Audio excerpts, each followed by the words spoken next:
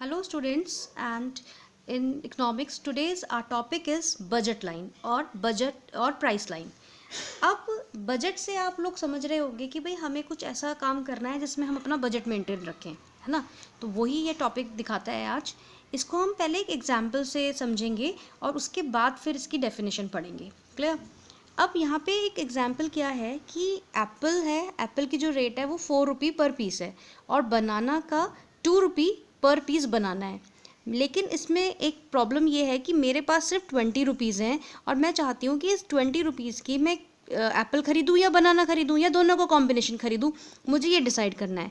तो अब हम एक इसका शेड्यूल बनाते हैं जिसमें हम दोनों चीज़ों को देखेंगे कि भाई हम कितनी कौन सी खरीद सकते हैं।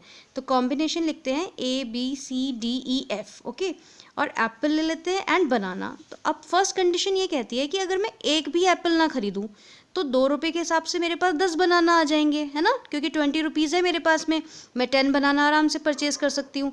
फिर सेकंड कंडीशन ये है कि अगर मैं 1 एप्पल खरीद लूँ तो उसके साथ में 8 बनानास खरीद सकती हूँ, है ना। अब अगर थर्ड कंडीशन में अगर मैं 2 एप्पल खरीदूँ 4 रुपीज़ के हिसाब से 8 रुपीज़ स्पेंड करूँ तो बाकी के मैं 6 बनानास परचेज़ कर सकती हूँ, ठीक। या अगली कंडीशन, मैं 3 बनाना एप्पल खरीद लेती हूँ और 4 बनाना परचेज़ कर लेती हूँ, ओके। एंड नेक्स्ट कंडीशन में मैं 4 एप्पल्स खरीदती हूँ, 4 रुपीज़ के हिसाब से 16 रुपीज़ हो गए, तो बचे मेरे पास कितने, 4 रुपये। 4 रुपये के मैं 2 बनाना परचेज़ कर सकती हूँ। और लास्ट कंडीशन ये हो सकती है मेरी कि मैं पूरे रुपीज़ के पूरे 20 रुपीज़ के 5 एप्पल खरीद लूँ, हाँ, और बनाना मैं बिल्कुल ना खरीदूँ, यानी कि 0 रुपीज़ का, ओके। तो ये हमारा शेड्यूल बन गया। अब आप इसको एक ग्राफ पे देखिए, बहुत ईजी है, आप ग्राफ तो बना ही सकते हैं अपने आप।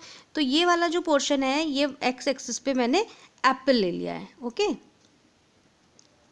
तो 1 2 3 4 5 यूनिट्स डाल दी मैंने यहाँ पे, एप्पल की देख ली, और बनाना के लिए यहाँ पे मैंने मार्क कर लिया। अब अगर मैं फर्स्ट कंडीशन के हिसाब से अगर मैं बिल्कुल भी एप्पल नहीं खरीदती हूँ, यानी कि 0 एप्पल खरीदती हूँ, तो मैं 10 बनानास ले सकती हूँ, ठीक है।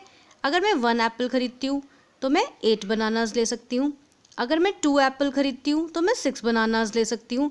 अगर मैं 3 एप्पल खरीदती हूँ तो मैं 4 बनानास ले सकती हूँ, है ना, यहाँ से देखते रहिए आप। अगर मैं 4 एप्पल खरीदती हूँ तो 2 बनानास लूँगी, और अगर मैं 5 एप्पल खरीदती हूँ तो मैं एक मेरा 0 बनाना ले पाऊँगी फिर मैं, ठीक है। अब फिर इन पॉइंट्स को मैंने ऐसे जोड़ दिया तो ये मेरी बजट लाइन बनकर आ गई। ये बिल्कुल स्ट्रेट होगी बजट लाइन, अगर आप स्केल से ड्रॉ करोगे प्रॉपर तो बिल्कुल स्ट्रेट आएगी, ठीक। तो ये क्या हो गया, हमारा बजट लाइन हो गई, क्लियर। अब ये आपको बिल्कुल समझ में आ गई कि भाई बजट लाइन एक तरह से क्या होता है कि ये ग्राफिकल रिप्रेजेंटेशन है 2 गुड्स की, है ना, जो हमारे लेवल ऑफ सेटिस्फेक्शन है उसे फुलफिल कर रहा है, और जितनी मेरी लिमिटेड इनकम है उस हिसाब से, ठीक। तो अब हम इसकी डेफिनेशन देखते हैं।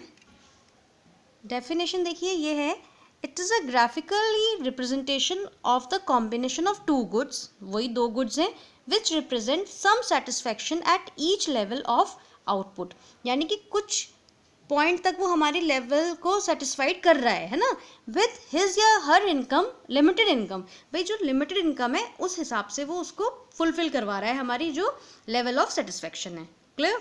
तो ये आपको समझ में आ गया। अब इसकी इक्वेशन भी देख लेते हैं। भाई इनकम जितनी है हमारी, income equal to price X into quantity X plus price Y into quantity Y, वही जिस हिसाब से हमने ये बनाया है। मान लो प्राइस तो 4 है लेकिन क्वांटिटी 0 थी तो 0 हो गया, और बाकी प्राइस 2 इंटू 10 20, तो उस हिसाब से ही हमने यहाँ पे ये ड्रॉ करा है, क्लियर।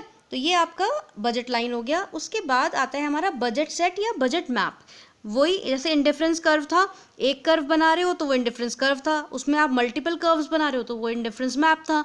ऐसे ही अगर आप एक लाइन बना रहे हो तो वो बजट लाइन है, बट अगर आप एक और मतलब 2 1 3 और बजट लाइन बना रहे हो, अलग अलग कॉम्बिनेशंस बना रहे हो, तो वो बजट मैप कहलाता है। It is a combination of different budget line, clear.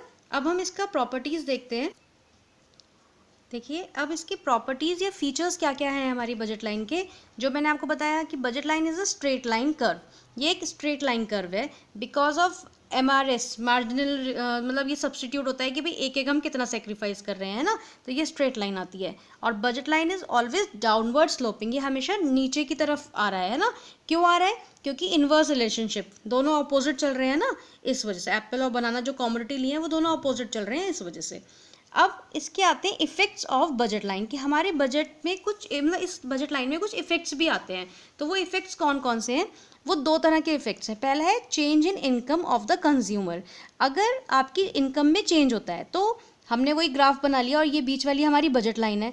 अगर मेरी इनकम इंक्रीज होगी यानी कि बढ़ेगी, मैं 20 से ज़्यादा रुपए खर्च कर पाऊंगी, तो मेरे ग्राफ पे क्या असर पड़ेगा।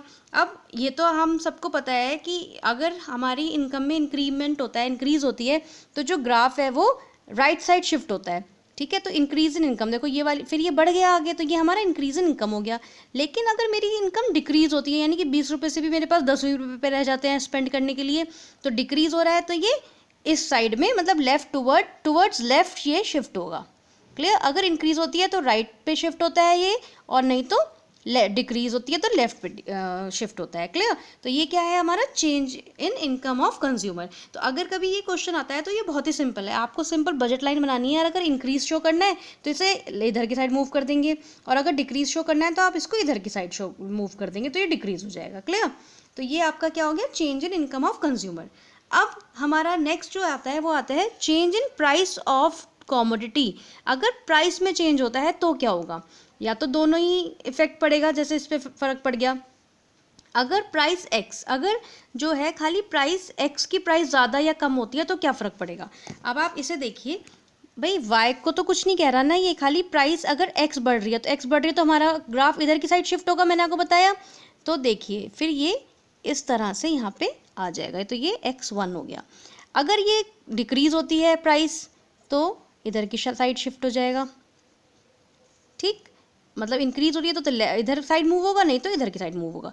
ऐसे ही अगर प्राइस वाई की प्राइस में चेंज आएगा, अगर इंक्रीज होगी तो भाई इधर की साइड मूव हो जाएगी ये, और अगर डिक्रीज होगी तो इधर की साइड मूव हो जाएगी।